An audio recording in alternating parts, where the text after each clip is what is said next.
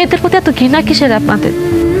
শুধু আপনি না, পৃথিবীর হাজার হাজার পরিবার, হাজার হাজার স্বামী, পিতা শুনলে মেয়ে সন্তান হওয়ার শুনলে তাদের চেহারা চেঞ্জ হয়, তার আচরণ চেঞ্জ হয়ে যায়। কেন?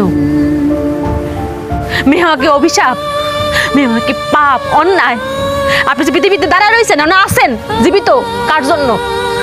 আল্লাহ তাআলা কোন একটা নারীর মাধ্যমে, একটা মেয়ের মাধ্যমে আপনি পাঠাইছে।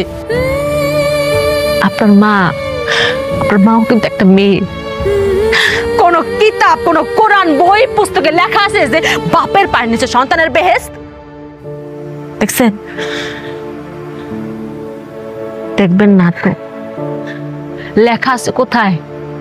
মায়ের পায়ের নিচে সন্তানের বেহেশত। সে মা একটা মেয়ে। আসলাম আর একটা কথা, আপনারা কি মনে করেন ছেলে সন্তান আমার খুঁটি, আমার শেষ প্রজন্মের খুঁটি?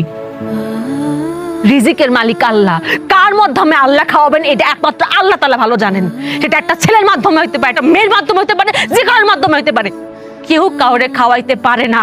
আল্লাহ পাক খাওয়ান কারোর মাধ্যমে হয়, কারোর উসিলা হয়।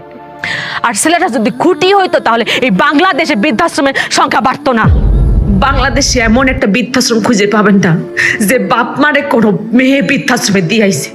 খোঁজ নিয়ে দেখেন, প্রত্যেকটা বৃদ্ধাশ্রমে দিয়াইছে তার ছেলে সন্তান। তাইলে মেয়েদের দোষটা কেন? আপনাদের আরেকটা ভুল ধারণা যে ভবিষ্যতের মুখ উজ্জ্বল করবো আবার পোলা। খালি কি পোলারাই করে? মেয়েরা করে না? পৃথিবীর কোন কাজে কোন জায়গা মেয়েরা নাই? কোন জায়গা মেয়েরা পিছিয়ে আছে কোন তো? ডাক্তার, ইঞ্জিনিয়ার, পাইলট কোন জায়গা নাই? আরেকটা কথা তো আমরা সবাই জানি যে আল্লাহ পাক যখন খুশি হন তখন তার ঘরে মেয়ে সন্তান দেন।